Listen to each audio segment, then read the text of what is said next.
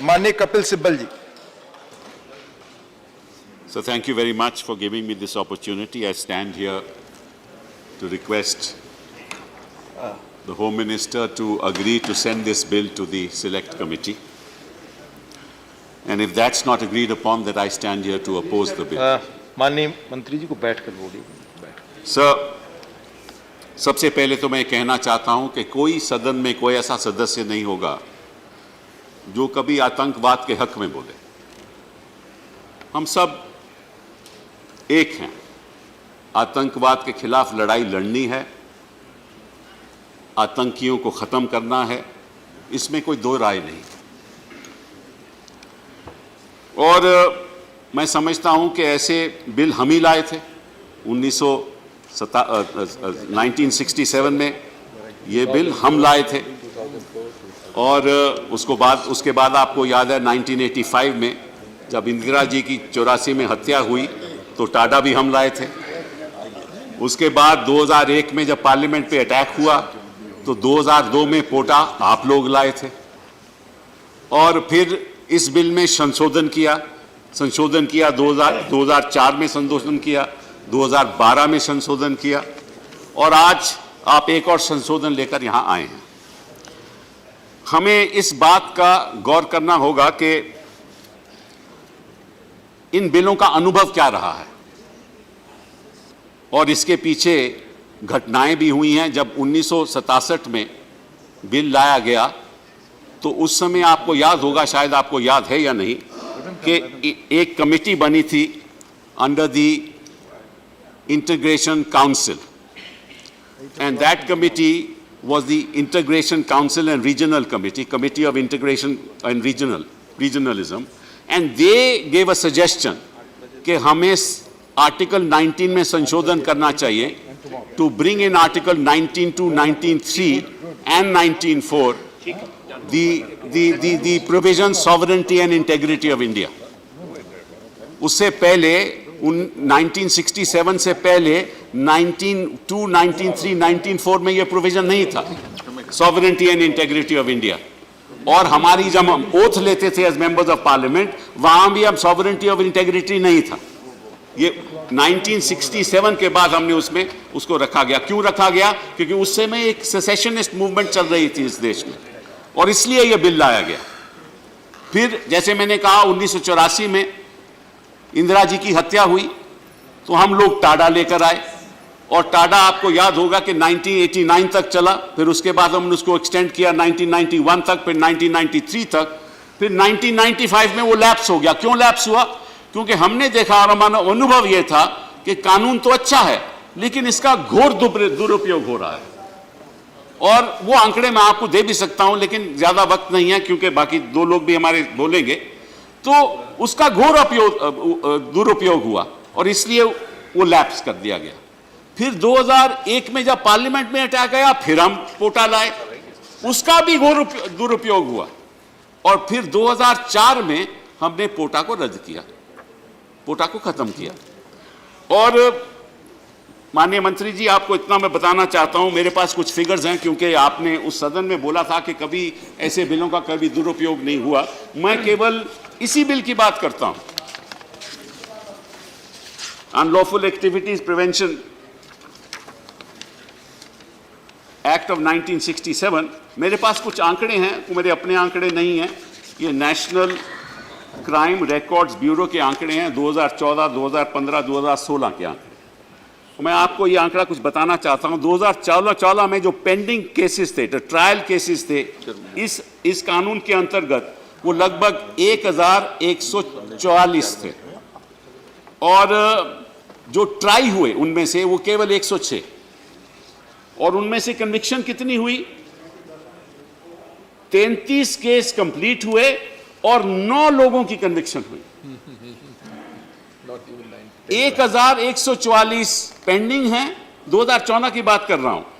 33 complete हुए, 9 की conviction हुई और 24 एक्विट हुए। मतलब के percentage of इक्विटल्स was 83%, 73%, 27.3% was the rate of conviction. अब 2015 की बात करते हैं। 2015 में 1209 पेंडिंग केसेस रहे और जो ट्रायल कंप्लीट हुए वो 76, जो कन्विक्ट लोग हुए वो 11, एक्विट जो लोग हुए वो 65। What was the rate of conviction? 14.5%. इसी तहत इसी कानून के अंतर्गत फिर 2016 में आ जाइए, 1256 ट्रायल कंप्लीट हुए 33, कन्विक्ट हुए 11 और एक्विट हुए 22, रेट ऑफ कन्विक्शन 33%। तो इसका मतलब क्या है?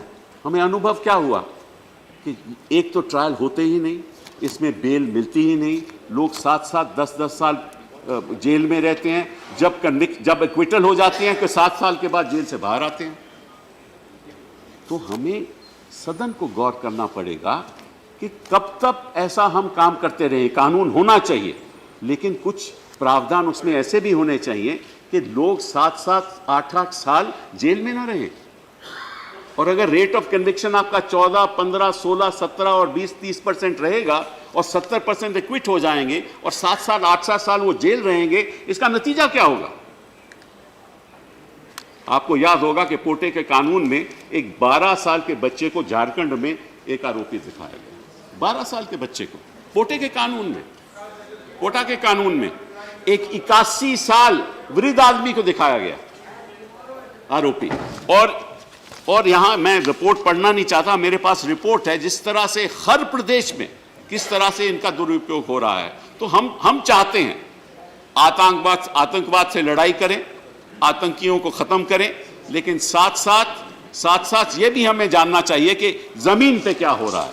पहली बात तो ये मैं जनरली आपको बताना चाहता था। दूसरी बात यह है कि जब ऐसे कानून आते हैं ना, तो we must make sure that these controversial provisions that are in this legislation, we need to send them to a committee, because if the treasury benches do not allow these bills to be considered by a committee, what will be the consequence? The consequence will be that the bill will be passed by a brute majority in the Lok Sabha and by a manufactured majority here. Bills will be passed, but what will be the outcome?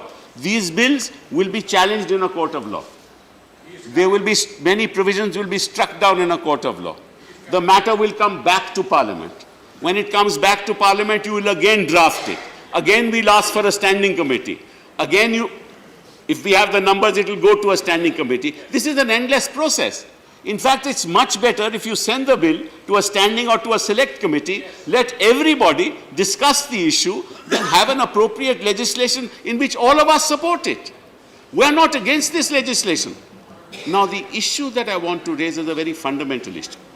And the issue relates to the fact that you have in this bill, under Section 35, you have the right to issue a notification declaring somebody as a terrorist. Up you know that under Section 13 of the Act, under Section 15 of the Act, and under Section 38 of the Act, anybody who abets terrorism, anybody who supports terrorism, anybody who funds terrorism, anybody who conspires with a terrorist, anybody who does any act which in any event supports the terrorist has to be prosecuted. Already covered. It's already covered. He has to be prosecuted. And if he is prosecuted, then he is deemed to be in the eyes of the nation a terrorist. Now, why do you want a separate provision to name somebody as a terrorist? I don't understand the logic of that, and that only through an executive notification. आप मुझे बताइए कि आपने एक notification कर दिया गृह मंत्रालय ने कि ये टेररिस्ट है, फिर आपने कहा कि आप रिव्यू में जाइए, आप पहले सरकार के पास जाइए, अगर वो इनकार कर दें फिर आप रिव्यू में जाइए। रिव्यू में एक ट्राइब्यूनल बैठेगा, एक जज बैठेगा रिव्यू कमेटी में, वो आपका तय करेगा कि गलत हुआ या सही हुआ। लेकिन आपने उस शख्स को टेररिस्ट क्यों कहलाया और कब कहलाया, यह बिल नहीं बताता। At what stage will you declare him as a terrorist? Will you declare him as a terrorist before an FIR is passed, is lodged? Will you declare him a terrorist at that stage? Will you declare him a terrorist if the charge sheet is filed? Will you declare him as a terrorist after the trial takes place and he is convicted? At what stage will you declare him to be a terrorist? It's not clear from the bill. And if he's already being tried for a terrorist offense, you don't have to declare him as a terrorist. Why? Because under our law, a person is innocent till he is proved guilty. So if a person is innocent till he is proved guilty and he is to undergo trial, then on what basis do you issue a notification under 35 and declare him to be a terrorist? There is no logic behind it. There is no basis for putting this provision here. And what if you tomorrow, just for the sake of speculation, do you declare somebody who you consider to be an urban Naxal a terrorist? What will happen to him? He'll be ostracized in society. No bank will extend any loan to him. He cannot participate in any civil activity. And he will be deemed to be a terrorist in the eyes of the nation. What is his recourse? What is happening today under PMLA? What is the government doing? They lodge an FIR. They don't investigate thereafter. FIR lodge कर दिया, investigation हुआ ही नहीं. फिर ED आ गया. फिर ED उसके पास चले जाता है. फिर ED उसको कहता है कि these are proceeds of crime. आप मुझे बताइए, आप अपने कैसे आपका पैसा आया. CBI कुछ नहीं करती. और उसका सारा धंधा खत्म हो जाता है. ये बिजनेसमैन के साथ हो रहा है, सोशलिस्ट के साथ हो रहा है, सोशल वर्कर्स के साथ हो रहा है. अब ऐसा ही इस कानून में होगा, क्योंकि you will say that he has proceeds of terrorism. आपने उसको नोटिफिकेशन कर दिया, उसके बैंक में चले गए, अकाउंट फ्रीज कर दिया और कहा these are proceeds of terrorism. उसका नतीजा क्या होगा? तो सबसे पहले तो आप हमें बताइए, आपने ये प्रावधान लाया क्यों, किस लिए, किस स्टेज पे आप तय करेंगे कि वो टेररिस्ट है? अगर हाफिज सईद है तो टेररिस्ट है, अगर गोडसे है तो टेररिस्ट है.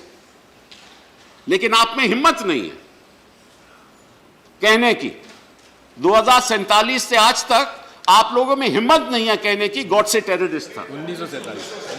1947 हाँ 1947. आपके पास ये हिम्मत नहीं है. गृह मंत्री जी, आप उठ के कह दीजिए, क्योंकि सब नजरिए की बात है. किस नजर से आप किसको देखते हैं, जिस नजरिए से देखते हैं वो टेररिस्ट हो जाता है. और बड़ी दुख की बात है कि आज आप लोगों ने उन लोगों को कानून जेल में रखा हुआ है जो एकेडमिक्स है, जो यूएन से फंडिंग लेते हैं, सिविल एक्टिविस्ट, जो सिविल एक्टिविस्ट हैं. उनको कल आप नोटिफिकेशन से टेररिस्ट कहला दोगे? और इस कानून में कोई ऐसी बात, हमारा केवल इतना ही विरोध है. आप बताइए किस आधार पे उसको आप टेररिस्ट कहोगे? आपकी मंशा होगी तो कह दोगे, नहीं मंशा होगी तो नहीं कहोगे. और मैं आपको एक और बात बताऊं, इस कानून में धारा 153A and 153 code of criminal procedure भी लिखित है. जो कम्युनल एक्टिविटी करता है under UAPA he can be declared to be a terrorist. अब 2014 के बाद किन किन लोगों ने इस देश में 153A और 153B का उल्लंघन किया है कि आपने कभी सोचा कि उनको टेररिस्ट कहलाया जाए? करेक्ट. आप कभी सोचेंगे भी नहीं, बिकॉज आपका नजरिया दूसरा है. करेक्ट. आप केवल उन लोगों को टेररिस्ट दिखाएंगे जो आपके खिलाफ बोलेगा. अब JNU में कुछ हो गया, कुछ युवाओं ने कुछ कर दिया, उनको आप टेररिस्ट दिखा देंगे. कहीं और यूनिवर्सिटी में कुछ हो गया, किसी दलित ने कुछ कर दिया, उस टेररिस्ट दिखाएंगे. कोरेगांव में कुछ हो गया तो उन लोगों को आप टेररिस्ट कहलाएंगे. और वो बेचारा करेगा क्या? तो पहले तो आपको ये स्पष्ट करना चाहिए किस आधार पे आप कहोगे कि ये शख्स टेररिस्ट है और ये शख्स टेररिस्ट नहीं है. आपको यहाँ बताना पड़ेगा. मैं ज़्यादा वक्त नहीं लूँगा, 2-4 बातें आपके सामने रखूँगा कि एक बात का हम आपको दाद देते हैं कि जहाँ तक आपकी बात है, you get what you see and you see what you get. लेकिन हम आपको एक आश्वासन देना चाहते हैं कि from here this side also you will get what you see. हम जब आप ऐसे कानून इस तरह के प्रावधान लाएंगे, क्योंकि आपका नजरिया कुछ और है, हम यहां खड़े होकर विरोध करेंगे till our last breath. Yeah. आप हमारे पीछे सीबीआई लगा दो, आप हमारे पीछे ईडी लगा दो, लगा। आप हमें जेल में भेज दो, आप इनकम टैक्स लगा दो, लेकिन यहां हम खड़े रहेंगे और हम आपका विरोध करेंगे।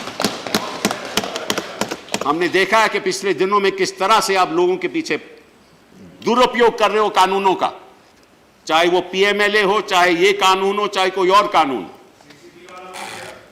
मतलब कि ऐसा लग रहा है हम इस देश में कि एक चेहरा, एक बिजनेसमैन, सब कुछ केवल एक आदमी के नाम पे, कोई दूसरा तो हमें दिखता ही नहीं है। तो मैं आपसे आग्रह करूंगा गृह मंत्री जी कि आप केवल न सोचिए कि हम यहां चुप रहेंगे। आपके पास मेजॉरिटी है, वहां भी है और यहां भी, क्योंकि इमरजेंसी हो जाती है कुछ लोगों के लिए तो मेजॉरिटी नहीं रहती।